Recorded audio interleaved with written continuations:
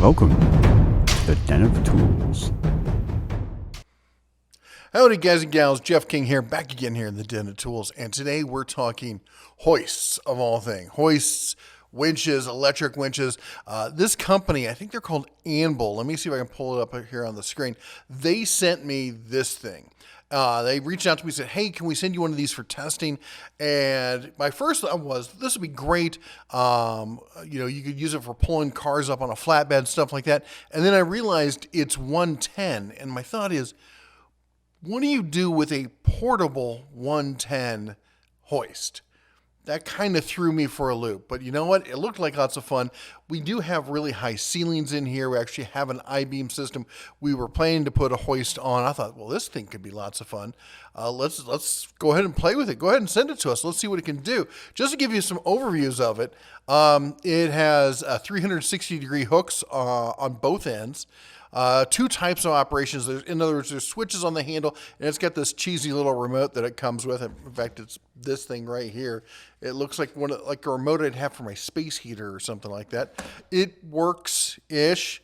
It's aviation-grade galvanized steel rope. Yeah, that's going to be a thing we're going to talk about here in quite a bit. Porous heat dissipation. Porous heat. I guess it means it's got holes to let the heat out. What do we got? Upgrade, more sturdy and strong. Rubber wrapped ergonomic handle. The handle was nice. I will say the handle is nice. And that's where you see the two controls. You got the controls right there, the two buttons. It's forward and reverse, not on and off. On and off is right here on the side. There's your plug for it right there. Let's see what we got. All copper motor. I know it's not all copper, but there is copper in the motor. It uses up to 120 watts. Now, I use this with, you may have saw the video with the generator. I used it with the generator because that seems like a perfect kind of, if you want true portability with this thing, you got to have portable power. Seems like the two, chocolate and peanut butter kind of thing, mixed together. Perfect setup for this. So we thought we'd try that. Let's go back to this real quick.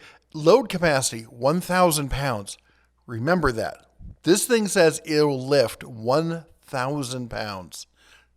About that. Drag log, move furniture, pull snowmobile, stretch wire fence, lift objects within 1,000 pounds, essential for hunting trips. I can kind of see that, except for the fact you need the power. You need the 110. Add power to a troubled motorcycle. Okay, we're just going to leave that there. So anyway, it says it does all this stuff. Anyway, there you can see the hook, the galvanized rope, the exquisite cooling vents. They're really proud of their cooling. The electronic load limiter, it does have a little thing on it, shows you exactly how much load it's under. Yeah, that was interesting. And then the control. Enough about this. Let's show you what happened. And then we're going to have a bit of a, let's call it a post-mortem after that.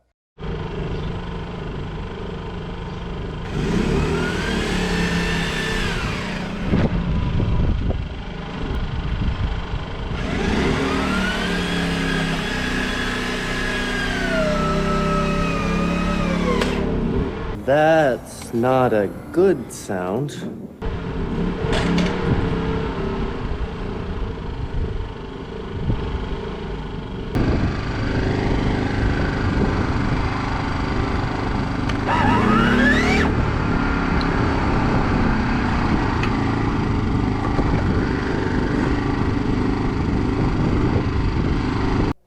All right, so we're going to do a post-mortem on this winch, see what it can do. Let me set this thing into high torque. We'll see if it can take these things out. Okay, well, I'm disassembling it here using the Nex E1 Pro. That's the big brother to the manual Fantic screwdriver we saw in that video the other day. I've got a video on this one coming up shortly. Really not a job for it, but it did a pretty okay job. Get in here. Oh, it got it. It got that one. That's one of these short ones. Let's see what we got in this tragedy of a tool. Well, first of all, let's take a look in there. Well, that's not a good sign. All right, let's see what else we got. And before we jump over to this, I keep talking to people about lights, and they're like, oh, it doesn't have enough lumens. Like, this thing has all the lumens. If I use this, that's what I get. You see the glare I get from that? Almost none. Compared to this, all right? There are sometimes when you're looking at something, especially if it's metallic, you can't see it because of the glare. This has a hot spot right in the center, and everything else, it just floods out everything else. Whereas this, nice even light, a little bit of a hot spot, but nothing much. And this just illuminates everything. This is more of an inspection light. This is more of a, search and destroy light. Okay. Is this going to come off? This is going to come off. Look at that. Over there. All right. Okay. Right on the board there. Look at that. All right.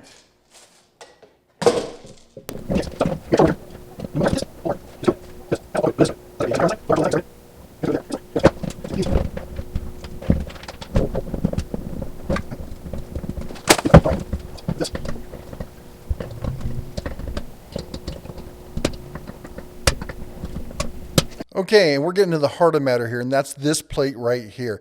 As you can see, it's at a bit of an angle there rather than being straight parallel with the device. Now, I believe this is the plate that's supposed to keep this spool tight so this sort of backlash incident doesn't happen. And what looks like happened is we indeed had backlash that looped around that very plate, and that's where we got this fail.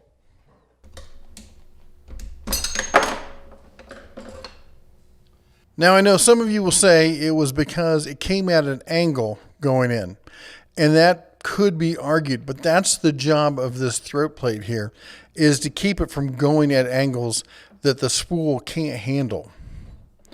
And at something, either this was caused by the angle and this thing failed, or this just failed on its own. I'm not sure what, but as you can see, we didn't get a whole lot of use out of the thing. All right, well, there you go. You saw it for yourself. And before we jump all over them and just trash them, because, boy, it seems easy to do that when you see an epic fail, first run right out of the gate, just like that. It's really easy to go there. But let's remember a couple things. First of all, these companies, they make tens of thousands, if not millions of products. And even the best company out there is going to have a handful of products. There's going to be a number of products that hit the floor when they go out the door and they're DOA. It just happens, and you have to understand that. Question is it something that happens to them quite often? Well, let's take a look at their reviews. They have one. They have one review. It's a pretty good review. Jessica says, I wasn't sure at first. I had to buy this, yada, yada, yada.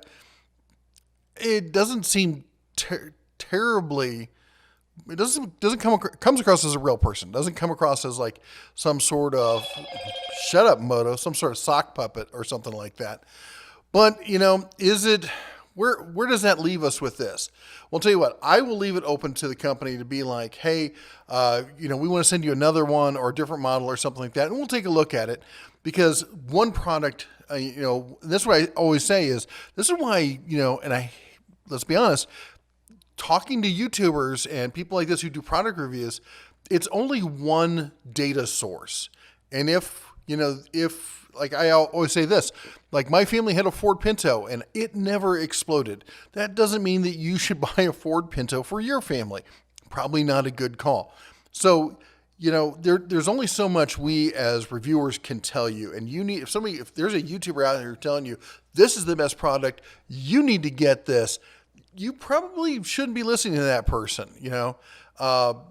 That just means that the product they tested was good. The product worked for them in their environment, that sort of thing. So let's just keep that in mind. That said, boy, it failed pretty badly. So, tell you what, I have the whole tear down kind of stuff. I'll leave it at the end of this. It's kind of in fast forward if you want to see the whole thing taken down to the bare bones and what all's in there. Honestly, I was a little surprised by the build construction. I thought it was pretty good. It was, really sturdy, lots of metal. I didn't find lots of plastic other than in the outer shell of the thing. But clearly there was still some issues there somewhere. So anyway, there you have it. Let me know what you think down in the comments. Is this the kind of product you think you would need? The 110-ness of it, I found I was having issues with. I don't know how portable I need a 110. Portable 12 volt, that seems a lot more portable, if you will. Anyway, that's all I got for you today. You all take care. God bless. And as always, shine on.